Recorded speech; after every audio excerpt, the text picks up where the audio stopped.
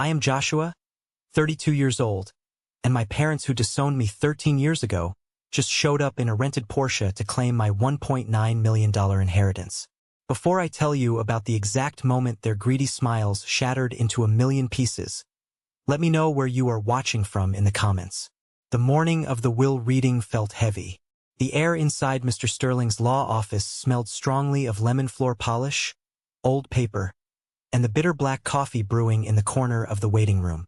It was a freezing Tuesday in late November.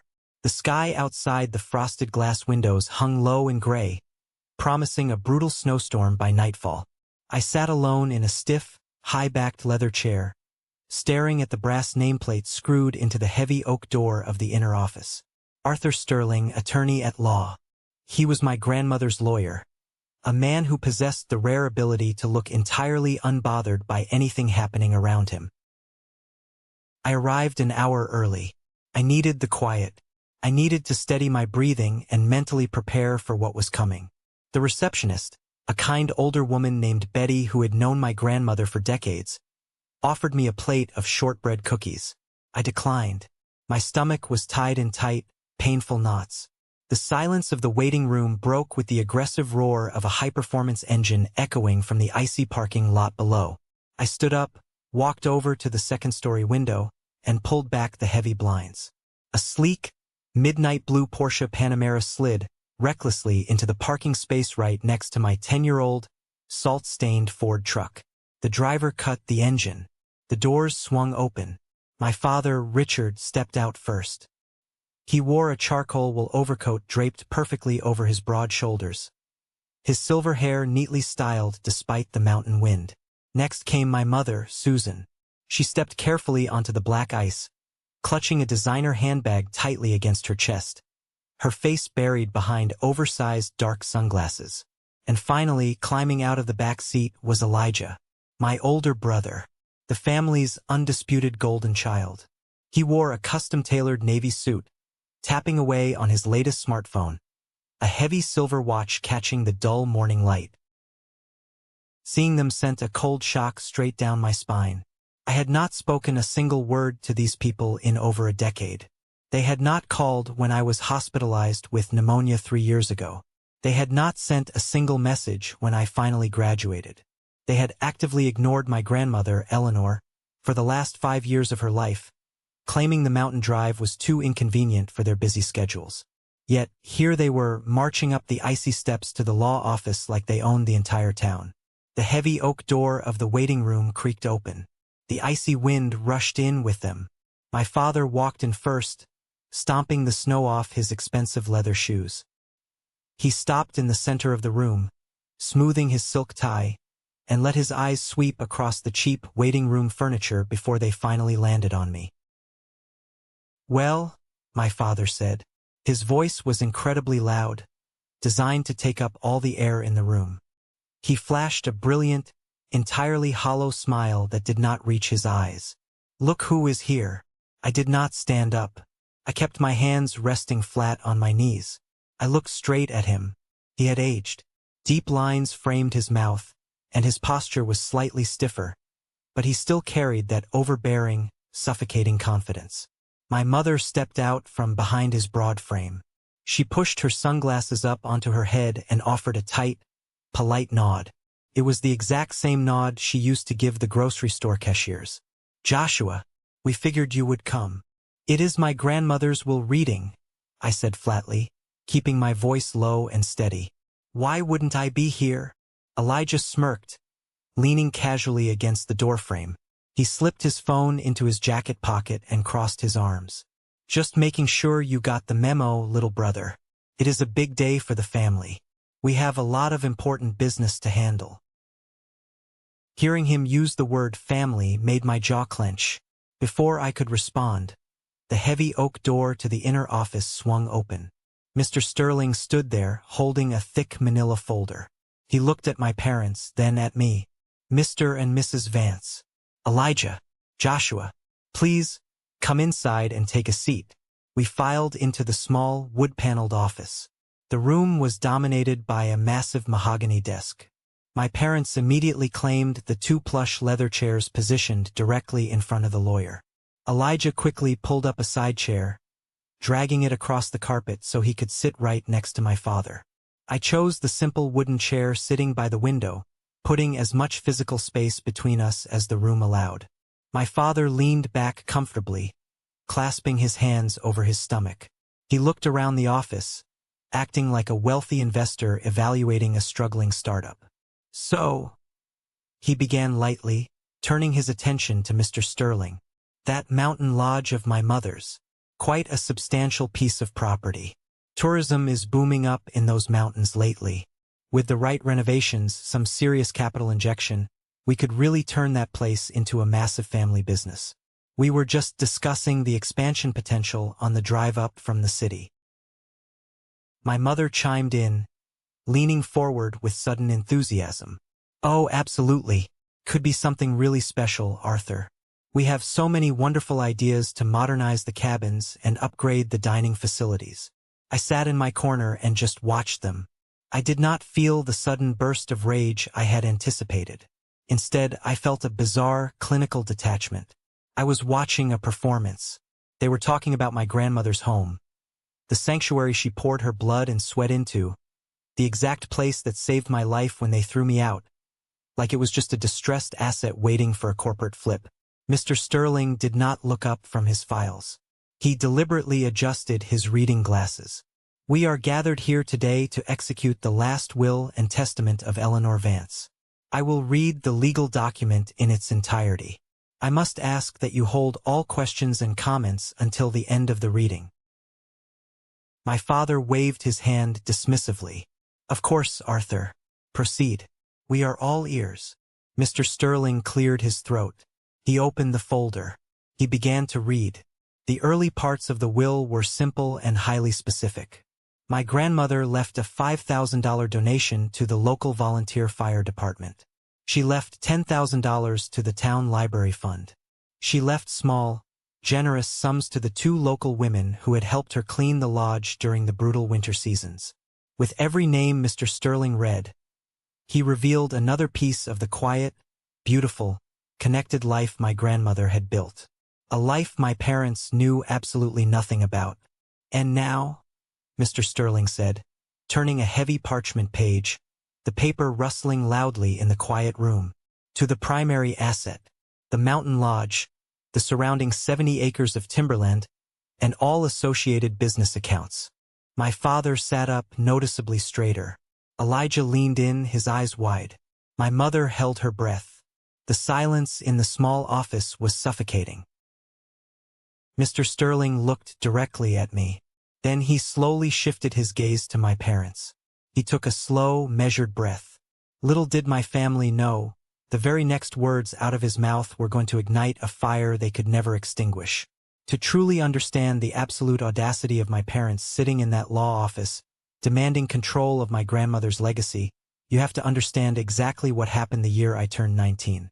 I was sitting at the massive glass dining room table in my parents' pristine, minimalist suburban home.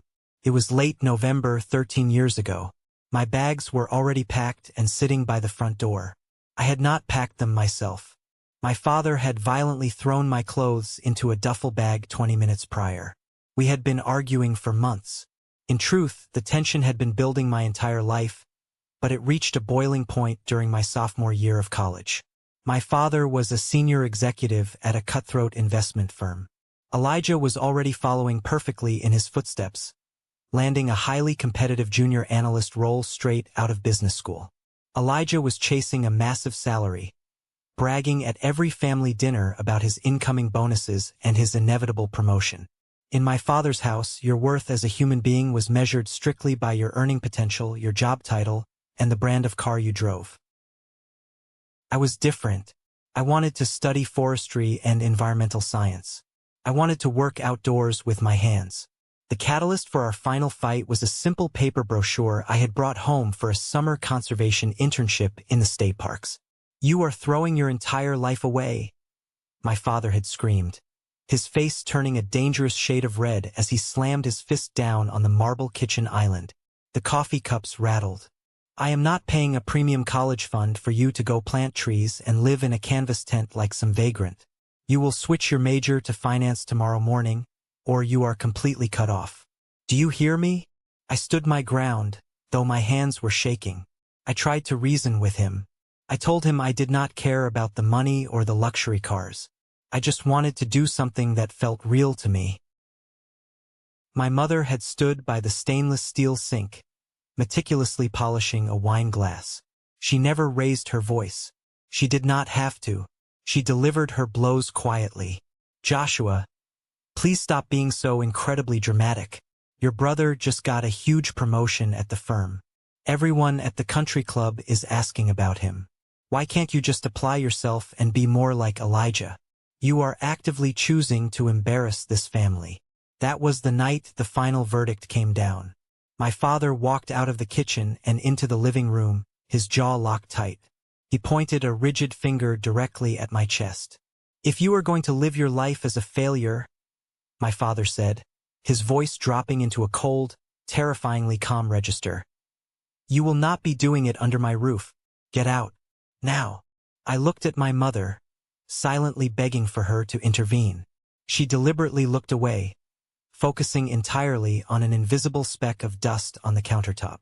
Elijah was leaning casually against the bottom of the grand staircase, drinking a protein shake. He actually smiled. He raised his cup and gave me a mocking little salute. I grabbed my duffel bag by the front door. I had exactly $80 in my checking account and a half-empty tank of gas in my rusted Honda Civic. I drove blindly through the night. The heater in the car was broken, and the freezing rain quickly turned into heavy snow the higher I climbed into the mountain elevation. I did not know where I was going. I just knew I could not stop driving. Around 3 in the morning, shivering uncontrollably, I pulled into a brightly lit gas station. My hands were shaking so badly from the cold and the shock that I could barely dial the numbers on the payphone. I called the only person on earth I could think of. Hello? A sleepy, raspy voice answered on the third ring. Grandma, I choked out. The tears I had been desperately fighting off finally broke. I leaned my forehead against the cold metal of the phone booth. It's Josh. I don't have anywhere to go. Where are you right now? She asked. There was no hesitation, no deep sigh of annoyance, no demanding questions about what I had done wrong to provoke my father. 3 hours later, I carefully navigated my sliding car up the steep, winding dirt road that led to the Pine Ridge Lodge. Grandma Eleanor was already waiting for me on the wraparound wooden porch. She was wrapped in a thick wool shawl, holding a steaming thermos of hot black coffee. She walked down the snowy steps, pulled me into a fierce hug that smelled intensely of pine needles and wood smoke, and simply said, "Let's get you inside by the fire, honey."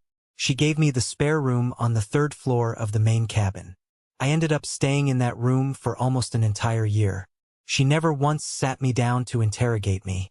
She never asked me to explain my side of the story or justify my choices.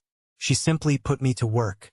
I chopped firewood in the freezing mornings, fixed leaky copper pipes, painted the guest cabins, and helped her check in the tired hikers and tourists who came seeking refuge from the loud city. Through the relentless, hard physical work, she slowly rebuilt me. She showed me, through her daily actions, that a man's worth isn't found in his bank account or his title, but in his character and his willingness to help others. Eventually, I saved enough money from working at the lodge to finish my degree at an affordable state school. I moved out to a nearby city, secured a solid job in park management, and made sure to drive up and visit her every single weekend without fail. During those entire 13 years, my parents never called. They never checked to see if I was sleeping on the street. Elijah blocked my phone number the day I left. I was effectively dead to them. And now, here they were, sitting comfortably in Mr. Sterling's office. Their eyes were wide with dollar signs, acting like we were just one big happy family, ready to cash a massive inheritance check together. They had absolutely no idea about the trap that was already set and waiting for them. The blaring warning signs that my family was actively plotting something sinister started exactly 1 week before the will reading, right in the middle of my grandmother's funeral. It was a brutally cold, crisp Friday afternoon. The local graveyard sat on a high hill overlooking the entire valley. The turnout for the service was massive. Grandma Eleanor had touched nearly every life in that small mountain town. The baker who delivered fresh bread every morning, the town mechanic, the county sheriff. They were all there, standing shoulder to shoulder in the bitter wind, paying their respects. I was standing quietly near the casket, feeling entirely numb, when a shiny black SUV slowly pulled up to the wrought iron cemetery gates. The doors opened. Out stepped my parents and Elijah. They were dressed in impeccable, expensive black mourning clothes. My mother even wore a dark lace veil over her face. I watched in pure, unadulterated disgust as they immediately began working the crowd. My mother dramatically dabbed her completely dry eyes with a silk tissue, eagerly accepting heartfelt condolences from townspeople she had never met in her life. My father aggressively shook hands with a grim, serious expression plastered on his face. They were putting on an absolute masterclass in fake grief, treating the funeral like a high-stakes networking event. After the burial service, people gathered back at the main lodge for warm food and coffee. The place was packed. I was standing in the back kitchen, scrubbing out a large coffee urn, when David walked in. David was a guy I went to high school with down in the city. He now worked as a highly aggressive real estate broker in the expanding mountain region. He was always a bit too slick, a bit too eager to make a quick buck off anyone he met. "Hey, Josh," David said, leaning casually against the stainless steel counter. He looked around the kitchen before lowering his voice conspiratorially. "Listen, man, I know today is really tough for you, but I was just talking to your dad out on the porch." I stopped scrubbing the pot. I turned to look at him, wiping my hands on a towel. "Oh, really? What did Richard have to say?" "He is a smart guy, your dad," David said, tapping his temple knowingly. "Look, running a massive lodge like this is brutal, backbreaking work. The profit margins are incredibly tight. The winter maintenance is endless. Your dad mentioned that he and your brother have some serious capital ready to inject into the property. If you end up inheriting a piece of this place, you should really think about letting them buy you out. Let the seasoned professionals handle the heavy lifting, you know? You can take a massive paycheck, buy a nice house, and just relax."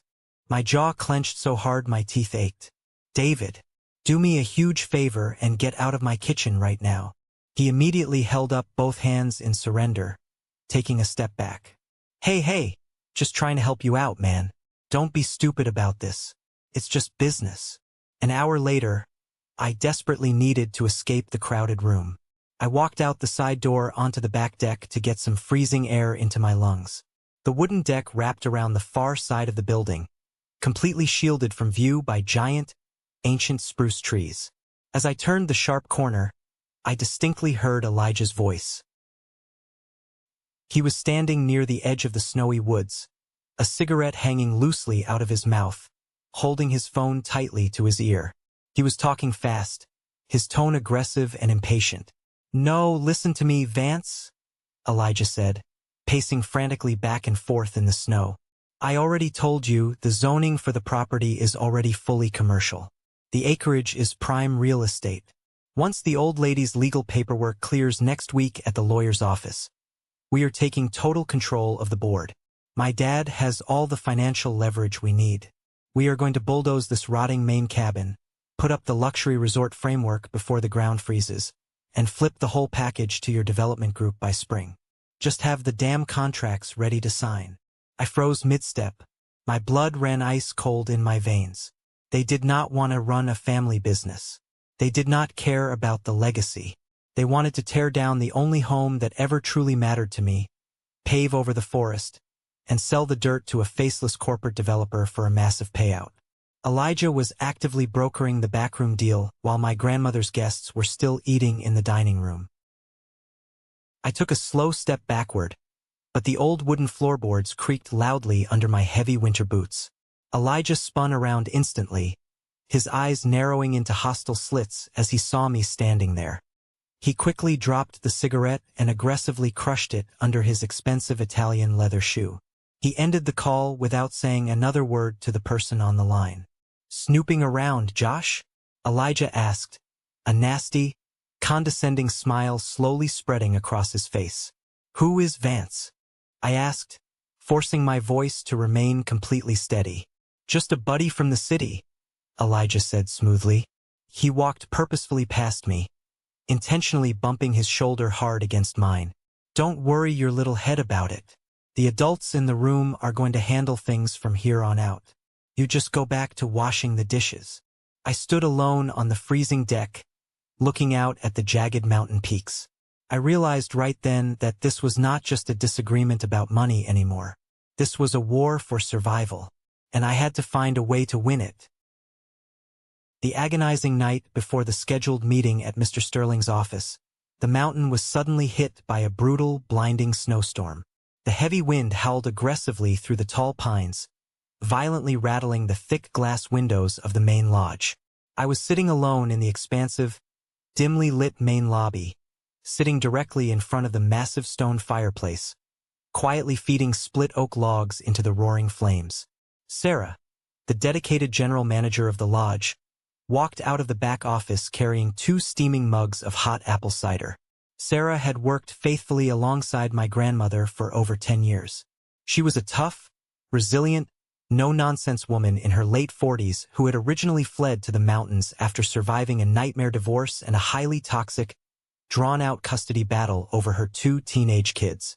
When Sarah had nowhere else to turn, my grandmother had given her a steady job, a warm bed, and a safe place to completely rebuild her shattered life. Sarah handed me a warm mug and sat down heavily in the leather armchair across from me. She looked completely exhausted, dark circles prominent under her eyes. The roof patch in cabin 4 is holding up against the wind, Sarah said, staring blankly into the dancing fire. But we are definitely going to need to replace the entire metal flashing in the spring. That is, if either of us still have a job here in the spring. You will always have a job here, Sarah, I said firmly, taking a sip of the hot cider. She offered a weak, incredibly sad smile. Josh, I am not stupid. I saw your brother marching around the perimeter of the property yesterday with a laser rangefinder while you were down in town buying supplies. I know exactly what corporate developers look like when they are actively sizing up a teardown project. If your dad gets his hands on this property deed tomorrow morning, he will fire me before lunch and have the bulldozers rolling up the mountain by the end of the month. I gripped the warm ceramic mug tightly. I won't let that happen. I swear to you. How? Sarah asked gently, her voice full of genuine concern. Your dad is a financial shark. He has expensive corporate lawyers on retainer. He has endless money. If the will divides this place up equally between the family members, he will absolutely force a hostile buyout. You cannot fight a guy like Richard in a brutal war of attrition. He will drag you through the courts and bleed you dry until you surrender. I didn't have a confident answer for her. Inside, I was terrified that she was entirely right. I knew without a doubt that my grandmother loved me, but I also knew she was deeply traditional. It was entirely possible she left the property to my father, assuming he would eventually do the honorable thing. Right at that heavy moment, my cell phone buzzed loudly on the wooden coffee table. The brightly lit screen showed an unknown number. I hesitated for a second, then picked it up and answered. Hello, Joshua? Is that you? It's Aunt Martha. I sat up completely straight, almost spilling my drink. Aunt Martha was my father's younger sister. She was a notoriously quiet, timid woman who always nervously agreed with whatever my father commanded. I hadn't spoken a single word to her since the night I was kicked out. Aunt Martha? It's late. Are you okay? Her voice was trembling violently over the line, speaking in a rushed, terrified whisper, like she was deathly afraid of being overheard by someone in her house. Listen to me, Joshua. I do not have much time to talk. I cannot sit back and let Richard do this to you. Not after everything Eleanor confided in me. Do what to me? What exactly is going on, Martha? Your father? Martha cried softly, her breath hitching in panic. He is not the successful man he pretends to be right now. The investment firm, he made incredibly bad decisions. Terribly bad investments on margin. He leveraged absolutely everything he owns. The suburban house, his massive retirement savings, the cars. Elijah is deeply involved in it too. They are drowning Joshua. They are drowning in millions of dollars of debt. And they are desperately looking at your grandmother's lodge as their final life raft. My mind raced furiously, trying to process the information. Wait, the rented Porsche? The custom suits. It is all smoke and mirrors, Martha sobbed quietly. It is all leased and rented to keep up appearances, so his aggressive creditors don't panic and seize his assets. They desperately need that lodge. They already have a corporate buyer lined up to purchase the land. Be careful tomorrow morning, Joshua. Do whatever you legally have to do to protect yourself. He will completely destroy you to save his own skin. The phone line went abruptly dead. I slowly lowered the phone to my lap. The fire popped loudly and hissed in the stone hearth. Suddenly, every confusing detail clicked perfectly into place. The sudden, uninvited appearance at the funeral. The exaggerated, fake grief. Elijah's desperate, panicked phone call on the snowy deck. They were not sitting in that lawyer's office out of mere greed. They were sitting there out of absolute, terrifying desperation. I looked up at Sarah. The deep fear in my chest vanished completely, instantly replaced by a cold, hard, unshakable clarity. Go get some sleep, Sarah, I said, standing up and placing my mug on the table. Nobody is bringing bulldozers to this mountain. I promise you that. This brings us right back to Mr. Sterling's office, the tension in the room thick enough to cut with a hunting knife. The lawyer deliberately cleared his throat, his sharp eyes scanning the room from over the rim of his glasses. My parents leaned so far forward in their leather chairs they were practically falling out of them. Elijah had finally stopped tapping his restless foot.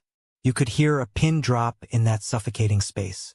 To the primary asset, Mr. Sterling read again, his voice strong, formal, and completely unwavering.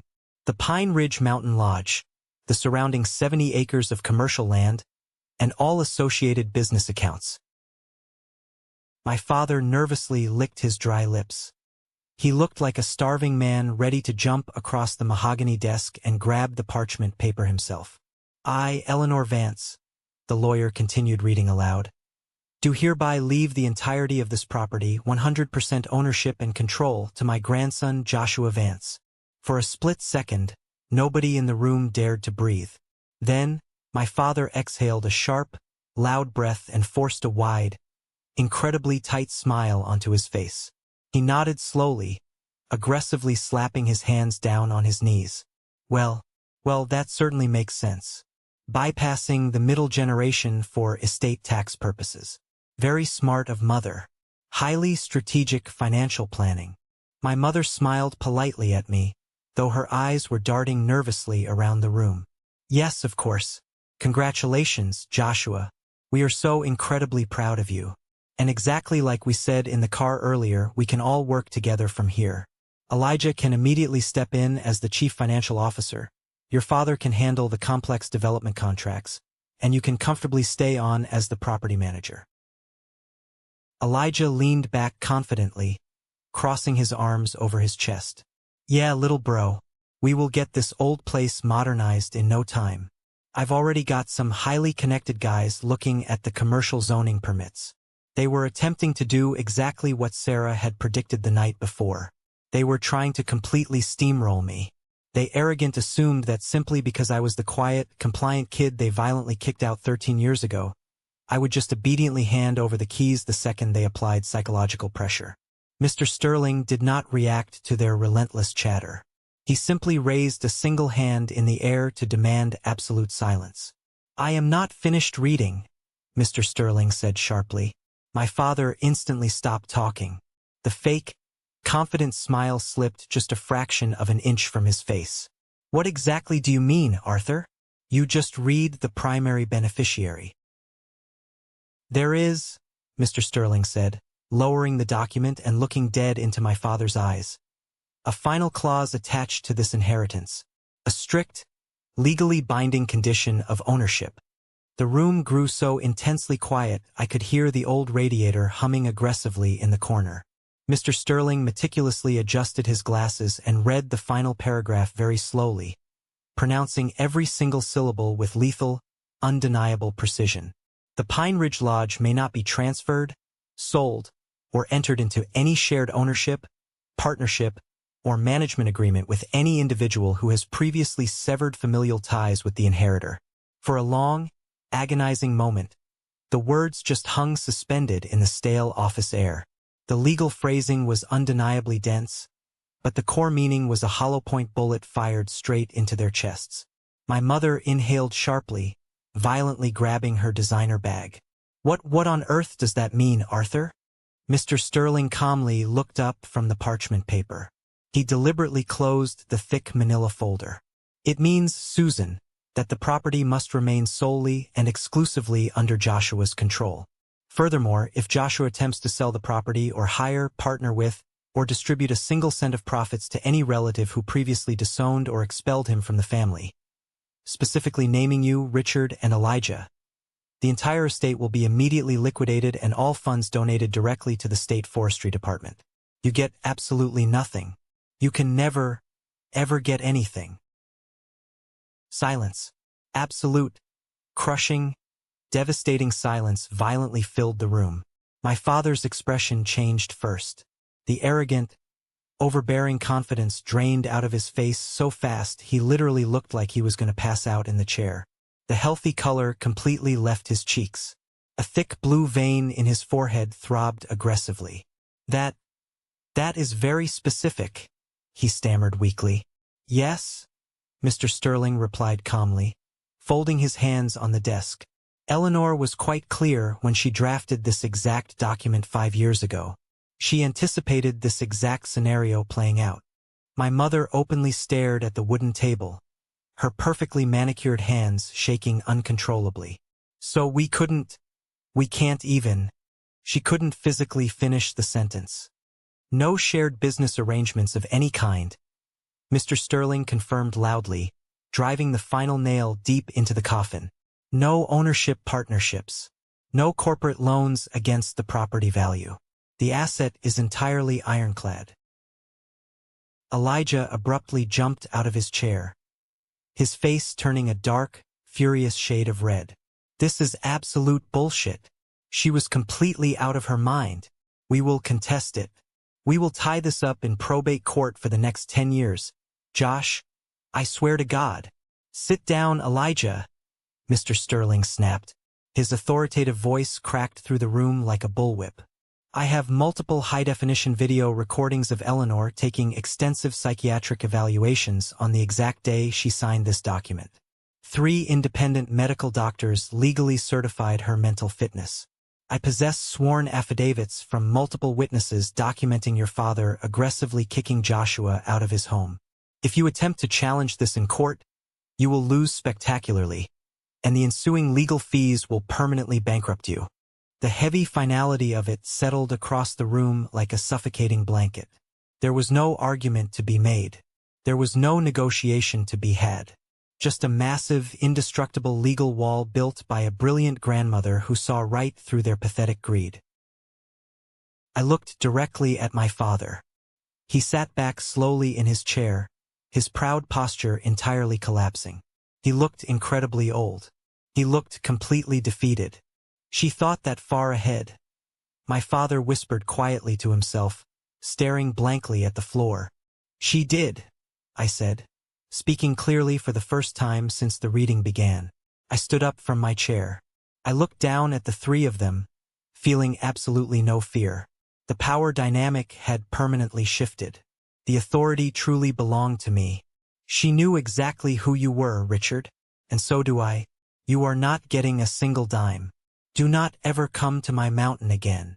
This is the exact moment that changed absolutely everything, when I finally took back total control of my life. Thank you for being so patient and staying with me until now. You are truly amazing. Please help me like the video and comment number 1 below, so I know you've been on this incredible journey with me. This not only helps more people find this story, but also lets me know my experiences matter to someone out there. Your support is my biggest motivation to keep sharing the rest of this journey. I turned my back on them and walked straight out of Mr. Sterling's office without looking back for a single second. The heavy oak door clicked shut loudly behind me, sounding exactly like a massive steel vault locking forever. The air in the hallway instantly felt lighter. I took a deep, shuddering breath, filling my lungs completely for the first time in what felt like weeks. I walked purposefully down the carpeted stairs and forcefully pushed open the heavy glass front doors of the building. The freezing, sharp mountain air hit my face, feeling incredibly clean and pure. The snow had started to fall heavily again, thick white flurries rapidly dusting the cars parked in the icy lot. Less than a minute later, the front doors banged open violently behind me. My parents and Elijah burst out into the biting cold. The polished, sophisticated, wealthy act they had maintained for decades was completely gone. They looked exactly like desperate rats trapped in the hull of a rapidly sinking ship. My mother was crying hysterically now, actual genuine tears streaming down her face, aggressively clutching my father's coat sleeve. "Richard, what are we going to do? What in God's name are we going to tell the bank on Monday?" My father shook her off roughly, his face twisted in panic. He looked entirely frantic. He marched quickly toward his shiny rented Porsche, desperately pulling his keys out of his overcoat pocket. His hands were shaking so violently from the cold and the adrenaline that he dropped the keys directly into the freezing gray slush. I stood quietly by my old, reliable Ford truck, watching the pathetic, chaotic scene unfold. "It's officially over, Richard," I said loudly, my voice carrying easily over the howling wind. He froze instantly, kneeling awkwardly in the wet snow, and slowly looked up at me. The carefully constructed mask was completely shattered. Aunt Martha was entirely right. The broken man looking up at me was not a wealthy, powerful investment banker. He was a desperate, drowning fraud who had arrogantly gambled everything he owned and lost it all. "You simply do not understand, Joshua," my father pleaded desperately. His voice cracked pathetically. The suffocating arrogance was completely replaced by raw, unadulterated panic. "I desperately need that property. My firm, the SEC, is actively looking into my restricted accounts. I am massively over-leveraged. If I don't show the commercial bank a major, tangible asset by the end of the month, they are foreclosing on the house. They are seizing my entire retirement. I will have absolutely nothing left." "You have Elijah," I said coldly, glancing over at my brother. "The brilliant golden child, the highly paid junior executive. Surely he can write a check and bail you out." Elijah was pacing erratically next to the passenger side of the Porsche, his face completely pale. Right at that exact moment, his cell phone rang loudly. In the quiet, snowy parking lot, the obnoxious ringtone was incredibly loud. He pulled it out of his pocket, looked at the caller ID on the screen, and swore violently. "It's Vance," Elijah muttered frantically to my father, his eyes wide with fear. "The corporate developer.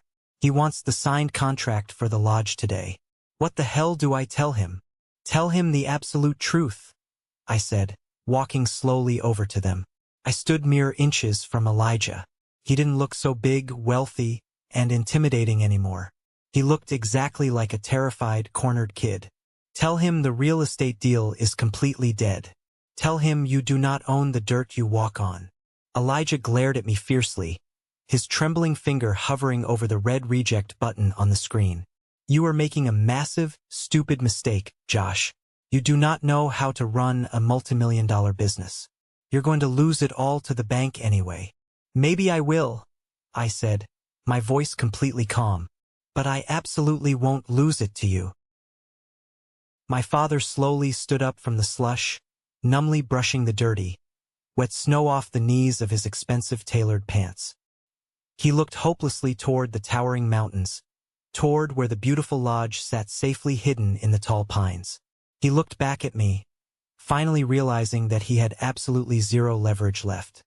He had callously thrown away his own son purely for pride, and now that toxic pride was going to leave him completely homeless. "Well," my father said finally, his voice barely a weak whisper in the wind. I suppose you have got a lot to think about. No, I replied, grabbing the frozen handle and opening the door to my truck. I don't have to think about anything at all. I got in, turned the key, and the old Ford engine roared immediately to life. As I backed slowly out of the parking space, I looked at the three of them one last time through the falling snow. Three miserable, broken people standing in the freezing cold next to a rented luxury car they could no longer afford to drive. I put the truck in drive and confidently headed toward the mountain road. The winding road that led up to the lodge curved beautifully through the dense forest. The exact same snowy road my grandmother had driven down to pick me up years ago when I had absolutely nothing in the world. For the first time since the brutal meeting began, the inheritance didn't feel like money or land or property. Felt like something entirely else. Felt like impenetrable armor. My grandmother had reached out from beyond the grave, wrapped her loving arms around me one last time, and permanently protected me from the monsters. Exactly 1 full year has passed since that freezing Tuesday morning in Arthur Sterling's law office. A lot can happen in 365 days when you are finally free from the suffocating, crushing weight of a toxic family. The winter hit the mountains incredibly hard this year, dropping over 4 feet of pristine white snow across the valley in a single week. But unlike the brutal, terrifying winter when I was 19 years old, shivering in a rusted car with no money and nowhere to go, this winter felt completely different. This winter felt incredibly warm. I was standing on the wide, wrap-around wooden porch of the Pine Ridge Lodge, holding a steaming mug of black coffee, watching the golden morning sun slowly rise over the jagged, ice-covered peaks. The air was razor-sharp and smelled fiercely of crushed pine needles and the rich wood smoke pouring from the stone chimneys of our fully booked guest cabins. We did not just survive the past year. We completely thrived. Without the looming, paralyzing threat of my father's expensive corporate lawyers constantly trying to steal the land, I was finally able to take a deep breath and get to real work. I took the massive revenue from our incredibly busy summer season and poured every single cent directly back into the property. We did not hire some faceless corporate developer like my brother wanted. We hired local contractors. We completely replaced the aging, leaky roof on cabin 4, exactly like Sarah had worried about that night by the fire. We expanded the main dining room, installing massive floor-to-ceiling thermal windows so the guests could stay warm and watch the heavy snow fall over the deep valley while they ate their hot breakfast. More importantly, I took care of the people who had taken care of me and my grandmother. I gave Sarah a massive, well-deserved promotion. She went from being the general manager to the official director of operations for the entire estate. I permanently doubled her salary. For the very first time since her brutal, emotionally draining divorce and that absolute nightmare of a custody battle over her 2 teenage kids, Sarah was finally able to breathe easily. She took that new salary and bought a beautiful, sturdy little house down in the main town for her and her children.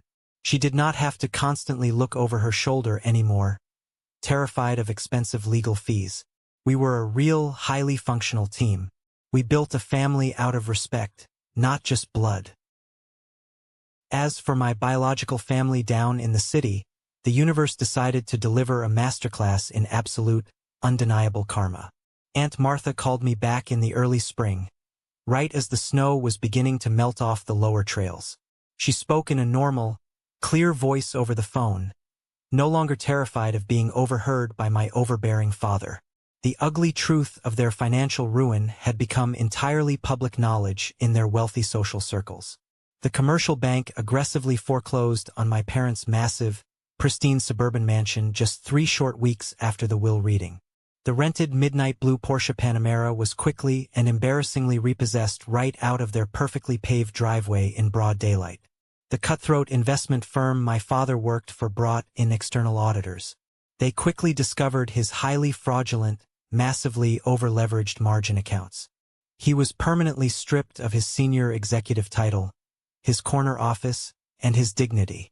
He was forced into an early, completely disgraced retirement just to narrowly avoid federal prosecution by the SEC. He and my mother were aggressively evicted. They were forced to move into a tiny, cramped two-bedroom apartment on the loud, industrial outskirts of the city. My mother had to swallow her massive pride and sell all her expensive designer handbags and jewelry just to keep the electricity turned on and buy groceries. My older brother, Elijah, did not fare any better. When his massive, secret real estate deal with Mr. Vance completely collapsed because I held the deed to the inheritance, Elijah panicked. He foolishly tried to shift the blame and aggressively threatened to sue the powerful developer for breach of a verbal contract. In swift response, Mr. Vance's ruthless corporate lawyers absolutely destroyed him. They directly contacted Elijah's finance firm, exposing his highly unethical attempts to broker shady backroom land deals on company time. The undisputed golden child of the family was immediately fired from his prestigious junior analyst role. His highly anticipated promotion was completely revoked. His massive bonuses vanished into thin air. The last Aunt Martha heard, Elijah was working a miserable, low-paying entry-level sales job making cold calls, driving a beat-up used sedan, entirely cut off from the wealthy, elite social circles he used to proudly dominate. My father had once threatened to completely drain my college fund if I did not blindly obey his strict commands. Now, his own massive retirement fund was completely wiped out by his own blinding greed. They gambled their own flesh and blood for a quick corporate payout, and they lost absolutely everything. Despite all the incredible, life-changing success at the Mountain Lodge, there was one deeply personal, highly emotional task I had been entirely avoiding for the entire year. I had not stepped a single foot inside my grandmother's private bedroom on the ground floor of the main cabin. I simply was not ready to face the overwhelming memories. The grief of losing her was still too raw, too incredibly heavy. But on a very quiet Tuesday afternoon, with the lodge completely empty of guests who had all gone cross-country skiing, I finally walked into the back office and took the heavy brass key from the metal lockbox on the wall. I walked slowly down the quiet, carpeted hallway and stood in front of her heavy wooden door. I took a deep, shaky breath, inserted the brass key, and slowly unlocked the door. The room was exactly as she had left it on the day she passed away. The air inside was perfectly still, smelling faintly of dried purple lavender, old paper, and her favorite vanilla soap. The bright afternoon sunlight filtered softly through the white lace curtains, illuminating the tiny dust motes dancing in the quiet air. Her beautiful, colorful handmade quilt was still folded perfectly at the foot of her antique, solid oak four-poster bed. I spent 4 incredibly emotional hours quietly organizing her personal belongings. I carefully packed her vintage wool sweaters and dresses into heavy cedar boxes to donate to the local women's shelter down in the valley. I sorted through decades of faded photographs, smiling at the pictures of her building the lodge from the ground up. I was on my hands and knees, emptying the very bottom drawer of her heavy oak vanity desk, when I suddenly noticed something strange. The wooden panel at the very back of the deep drawer felt slightly loose when my knuckles brushed against it. I stopped moving. I pressed my fingers firmly against the dark wood and pushed upward. The wooden panel popped out with a sharp, loud click. Hidden entirely out of sight, tucked deep inside a cleverly designed secret compartment, was a beautifully polished mahogany box secured with a small, intricate brass latch. My heart started beating a little faster in my chest. I carefully reached into the dark space and pulled the heavy wooden box out into the sunlight.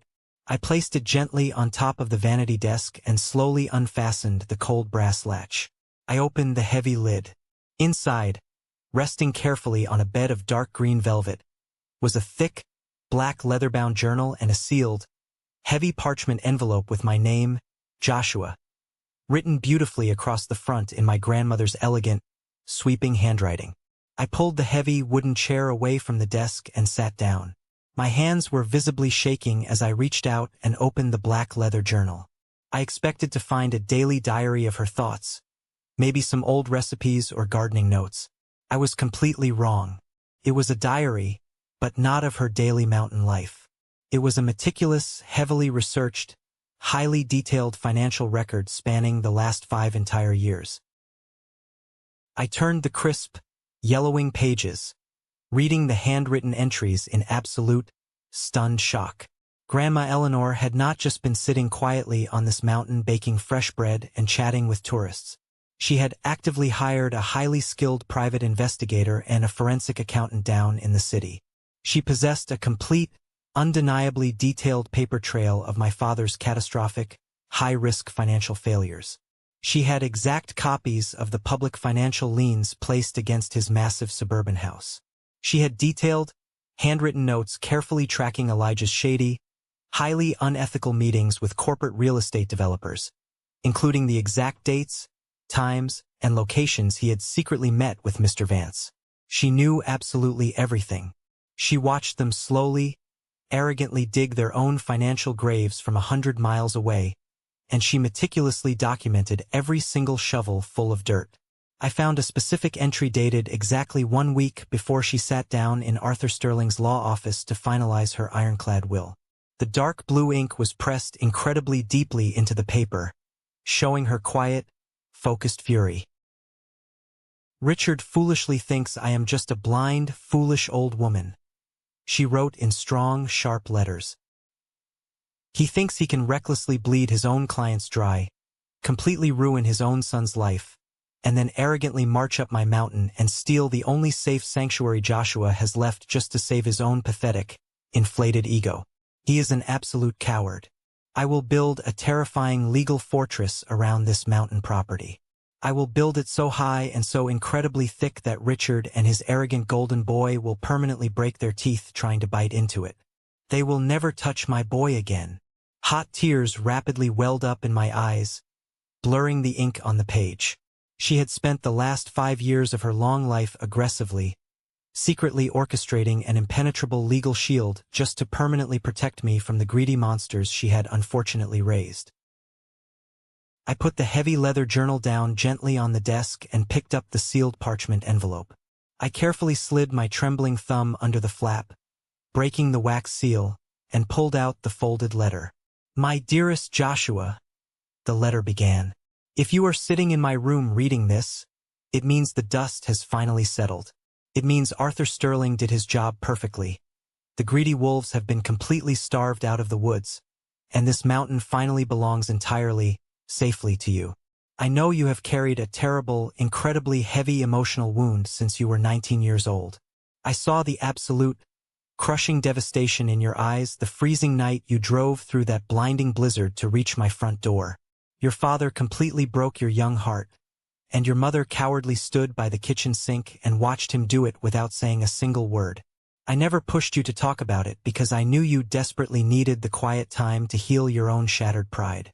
But I want you to know the absolute, undeniable truth today. You were never the failure, Joshua. You were the only person in that cold, sterile house who possessed a genuine, beautiful soul. Richard built his entire pathetic life on the fragile, crumbling foundation of other people's opinions, expensive cars, and stolen money.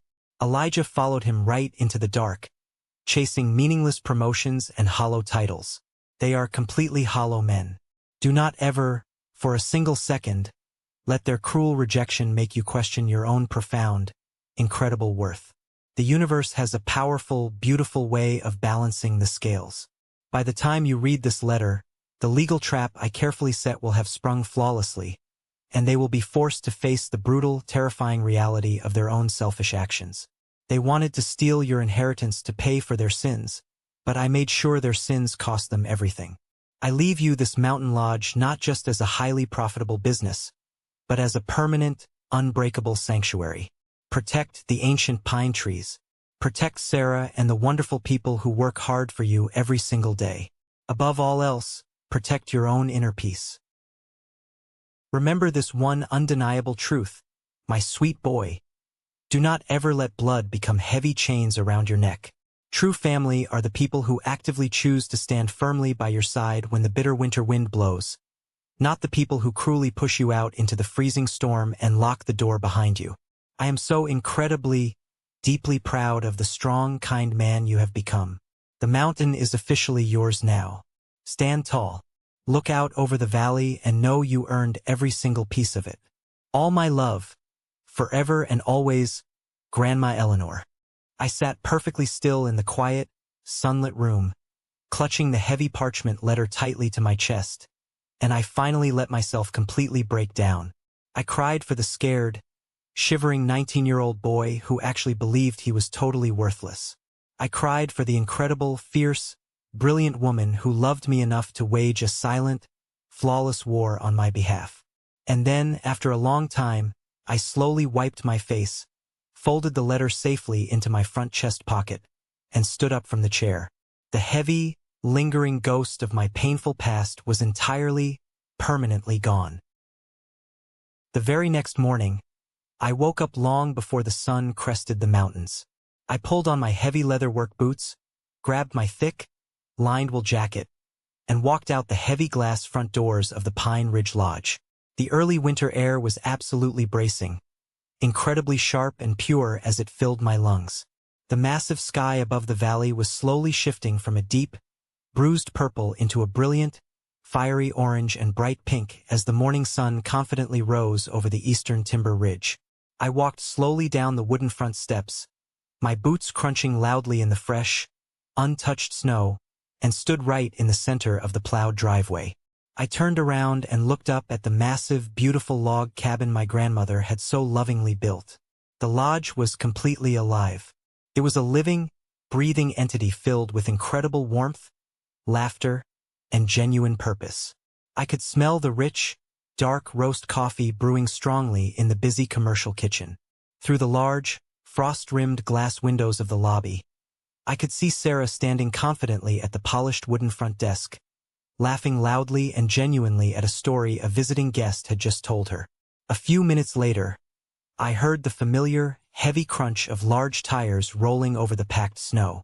Mrs. Higgins, the cheerful local baker, pulled her white delivery truck right up to the back kitchen doors. She jumped out, carrying massive, steaming metal trays of fresh sourdough bread and warm cinnamon rolls that made the entire freezing courtyard smell exactly like heaven. I stood there in the freezing mountain cold, surrounded by the towering, silent pine trees, feeling an overwhelming, profound sense of absolute, untouchable freedom. The official financial appraisal value of the property sitting safely inside Mr. Sterling's locked, fireproof filing cabinet down in the city stated this land was worth exactly $1.9 million. But standing right there, watching the thick white smoke curl peacefully from the stone chimneys, knowing my dedicated staff was well paid, happy, and entirely safe, knowing the aggressive corporate developers would never be allowed to touch a single pine tree in this ancient forest, I realized the true, actual value was entirely unquantifiable. You cannot put a price tag on peace. I did not just inherit a piece of valuable commercial real estate from Grandma Eleanor. I inherited my entire life. I took back the raw power and the self-respect that was so violently, cruelly stolen from me in that pristine, sterile suburban kitchen exactly 13 years ago. My father had confidently, arrogantly looked me dead in the eye and told me I would be a total, miserable failure without his dirty money, his elite connections, and his fake prestige. He was entirely, fundamentally wrong. I built a massive, deeply fulfilling, beautiful life right out of the hard dirt, the chopped wood, and the freezing snow. This incredible, chaotic journey taught me a very hard, often painful, but absolutely necessary lesson, and I want to share it directly with you right now. Society constantly pushes this incredibly dangerous, highly toxic narrative that family is absolutely everything, no matter what. We are constantly told from a young age to forgive and forget the worst kinds of abuse. We are heavily pressured by society to keep giving endless, exhausting second chances to the people who happen to share our DNA, no matter how terribly, selfishly, or cruelly they treat us behind closed doors. But listen to me very carefully. Blood does not automatically grant someone a permanent, VIP all-access pass to your life, your hard-earned success, or your precious mental health. Loyalty, mutual respect, unwavering support, and genuine care are what truly make a real family. Setting firm, completely unbreakable boundaries with highly toxic parents or narcissistic, greedy siblings is not an act of cruelty or rebellion. It is an absolute act of fundamental self-preservation.